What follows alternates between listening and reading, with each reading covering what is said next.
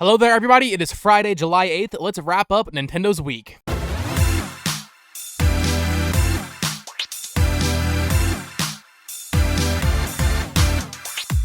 Alright, so while I was preparing this week's episode, I was honestly thinking it was going to be a pretty light week, and while most of the stories aren't pertaining to Nintendo, there was actually a lot of news for Switch, as well as some Wii and DSi news, so stay tuned for all that. But before we get into it, I do want to let you guys know about some videos I uploaded throughout the week. I did a video talking about, well, we're going to get into it, that new Switch OLED that was announced, as well as Switch Pro rumors, as well as a video review of Fire Emblem 3 Hopes. So go check out those if you didn't miss them already.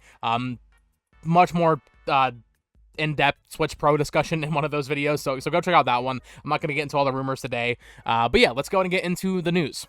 Starting off right before I hit record, Nintendo they like doing 6 p.m. on Thursday evening. That's when I record normally.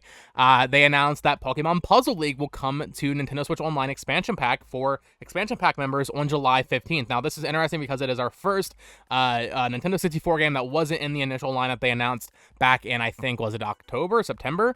So this is interesting. We know we're now getting more than the 6 months of N64 games. Pokemon Puzzle League is a great choice for them to do. I know people love Panel Day Pawn and all that, so coming July 15th, great multiplayer game also. So yeah, Pokemon Puzzle League coming July 15th. Worth noting, in Japan, they're getting Custom Robo 1 and 2.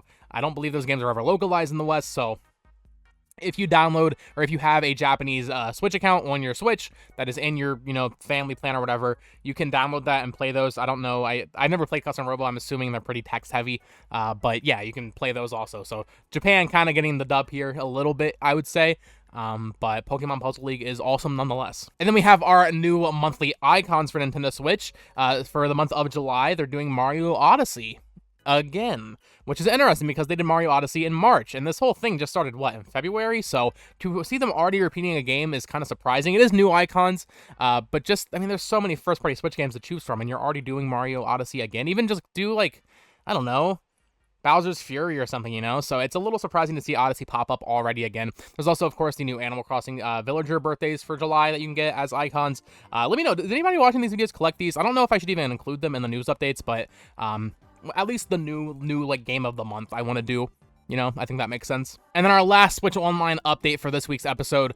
This actually was announced for Europe and other territories last week, but North America really waited for some reason. Starting on July 6th, which was 2 days ago now, until July 12th, so you still have a few days when you're watching this, Nintendo Switch Online members have a free trial for Mario plus Rabbids Kingdom Battle to get you excited for Sparks of Hope. So if you haven't played Mario plus Rabbids Kingdom Battle, I highly recommend checking it out. It is a fantastic game. Once again, you have 4 days to play it if you're watching this when I post it, so go check it out. It's really good. You can get it. It's usually on sale for pretty cheap. It's probably on sale right now, if I'm being honest. So go check out Mario plus Rabbids Kingdom Battle. It is very good. All right, and getting into our first major news story, on Wednesday, Nintendo announced a new Nintendo Switch model. Well, more like a special edition. For some reason, people are expecting a Switch Pro to be announced this month. I don't know why. Like I mentioned, you can go watch my full video on the Switch OLED as well as the Switch Pro rumors. I'll have that linked in the cards or at the end of the video. But yeah, they announced a Splatoon 3 special edition OLED, Nintendo Switch OLED. This thing looks so clean. This is easily, in my opinion, the best looking special edition Switch they've done.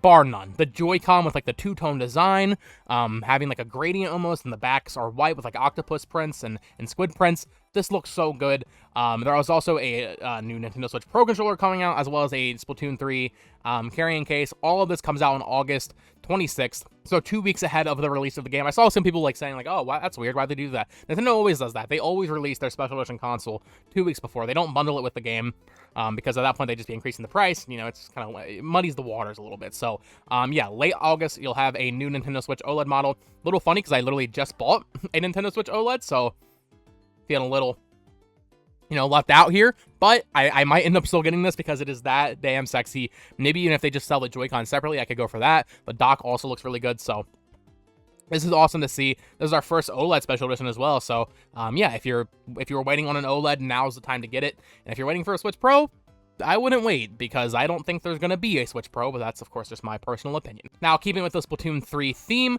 they did also announce a new stage for the game. I don't normally cover the Splatoon 3 updates because there is so many of them throughout the week. But when it's a new stage, I feel like that's relevant enough. So they revealed Mincemeat Metalworks. This is of course, a post from the Squid Research Lab. Mincemeat Metalworks is described as a place built using scrap metals to create more scrap metal. It is said that there used to be a sea in this area, but it evaporated. And that's about it. And we got a little bit of footage. So yeah, once again, I mentioned this I think 2 weeks ago. The Splatoon Twitter account and all that, and Nintendo UK and those social medias, they have been just revealing this game over the months. People keep saying like, oh, they need to show Splatoon 3. They've been showing it, just not in a dedicated direct. So yeah, there is a new stage announced for Splatoon 3. I wonder what this puts the total at. I would need to like go on like Squidboards or something and see how many new stages have they announced for this game so far. I feel like there's been a lot. So yeah, new Splatoon 3 stage. Moving on. Okay, this is actually pretty big news for digital preservationists. Is that even a word? People were really upset about this, and justifiably so. I meant to do a video on it back when it happened, but I just never got around to it. So back in March, I think middle of March 19th, actually, Go Nintendo says right here, the Wii shop channel and the DSi shop channel actually went down. They went down completely. Now, you might be thinking that wasn't a big deal. You couldn't buy games there anyway. You could still re-download games, which made it, realistically, most people weren't doing that, but being able to re-download your games is like part of the promise. You need to be able to do that for at least a while longer. And it went down, so you couldn't re-download your games on the Wii shop channel or the DSi shop channel, which is not a good look. But realistically, not many people are doing that, so it didn't really get much mainstream buzz. However, both channels have gone live again. You can go back on there and re-download your purchases. Nice to see Nintendo actually was working on something. I don't know why it went down for 3 months. That is a little weird, I must say. I don't know what happened there.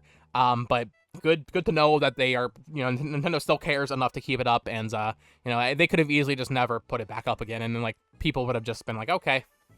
So good on Nintendo for putting this back up. I personally wasn't really expecting them to be honest. So yeah, let me know. Are you guys still re-downloading games on the Wii Shop channel? Probably not. Probably not.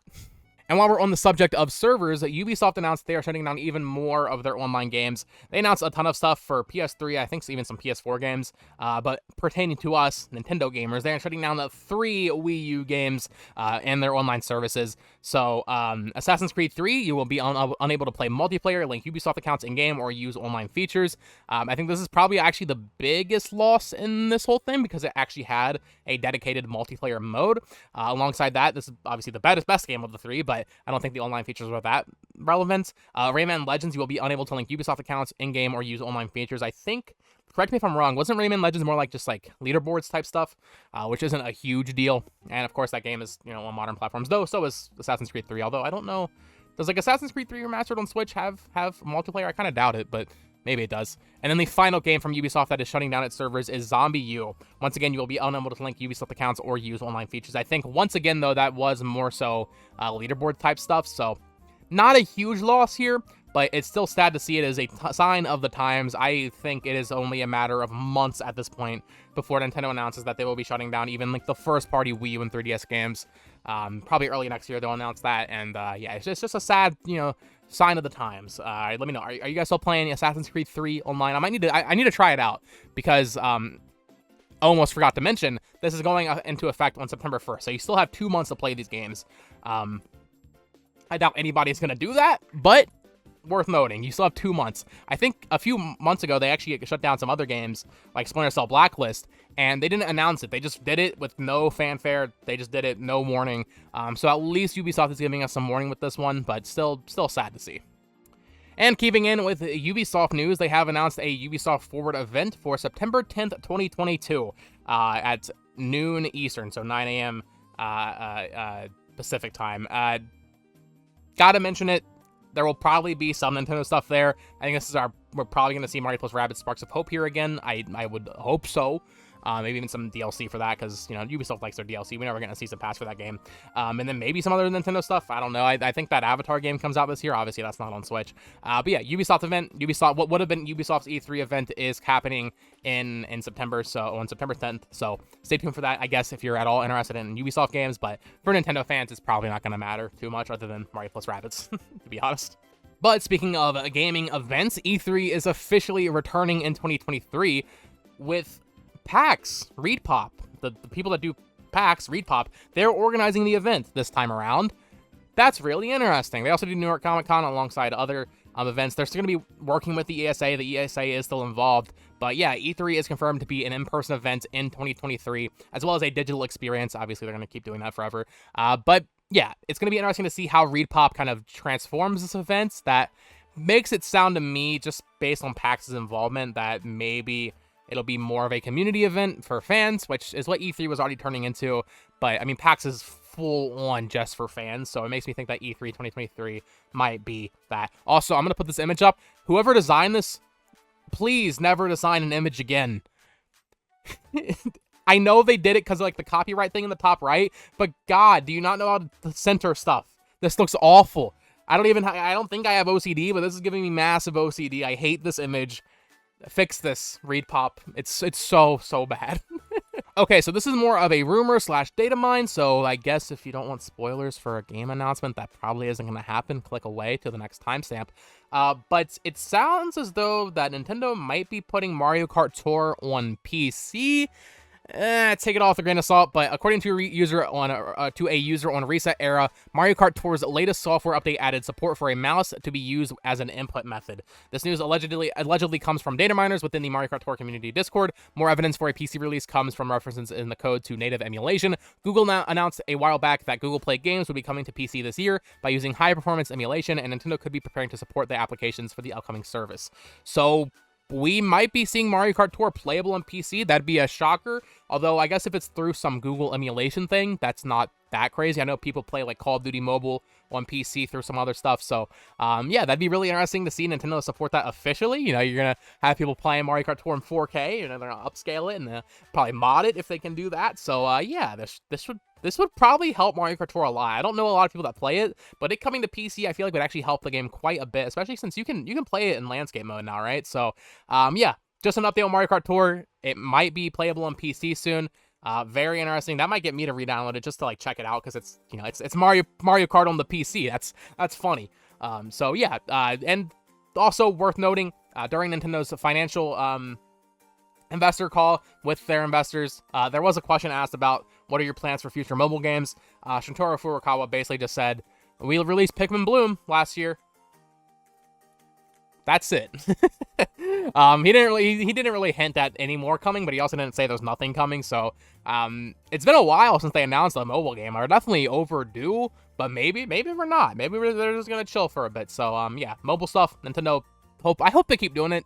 I know a lot of people don't like it. I think it's just more fun stuff to deal with. So they're fun to check out. You know, remember Miitomo, guys? Miitomo was a good time back in 2016, the dark era of Nintendo fandom. And speaking of that same investor Q&A thing that they did, last week I mentioned that Nintendo had increased their raw materials costs for 2022, which led to speculation that they were making a new console. They actually got a question about this.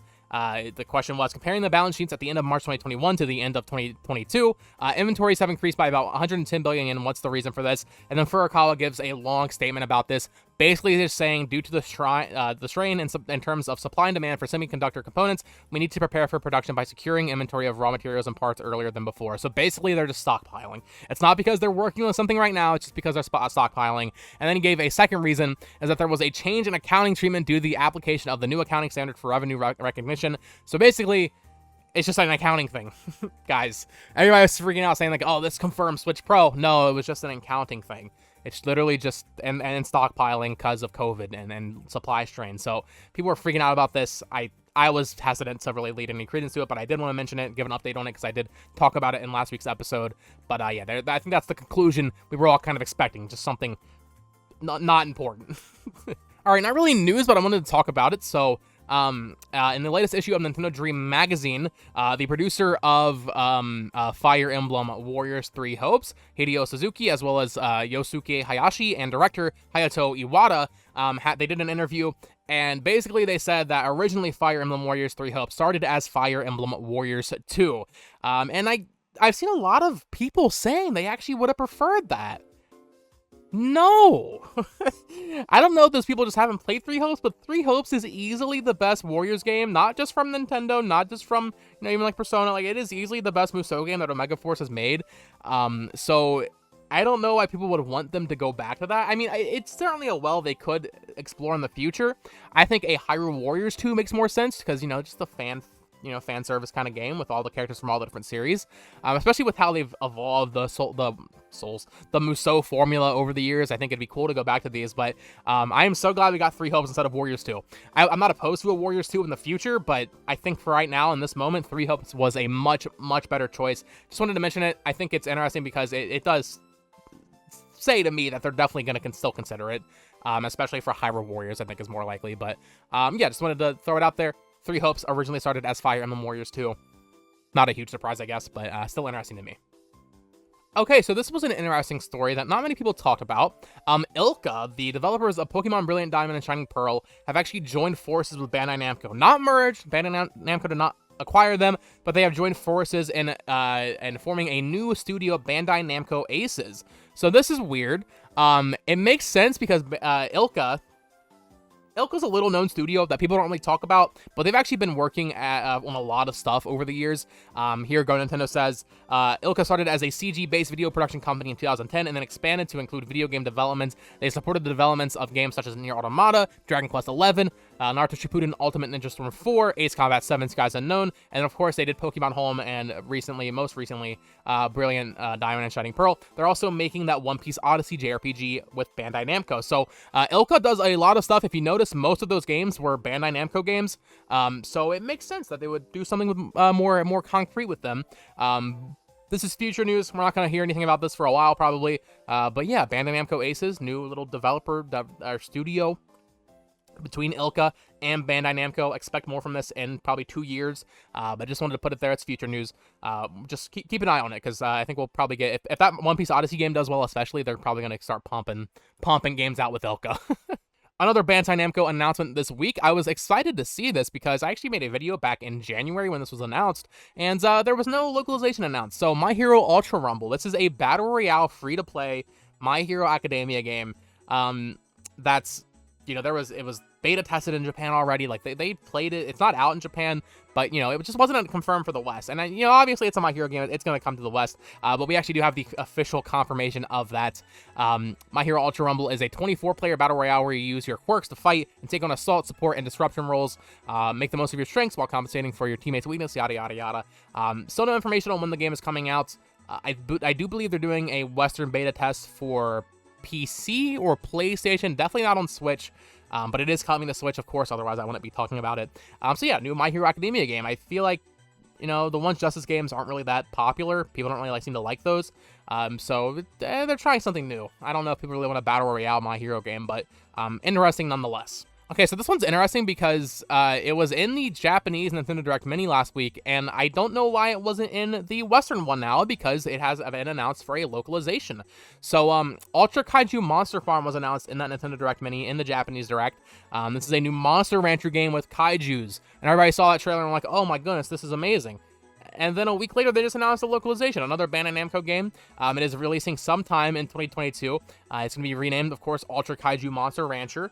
And yeah, it's coming out this year. I don't know why this wasn't in the North American and European and all that Nintendo Direct Minis, because obviously the announcement was done and they knew they were going to localize it. But cool to see that game coming over for those that were interested. I've never played a Monster Rancher game, but I did see a lot of people talking about it. People seem pretty excited, so cool to see. Then another story right here. We have a release date for the DioField Chronicle. This is that new strategy game from Square Enix. It comes out in September, on September 22nd, I should say.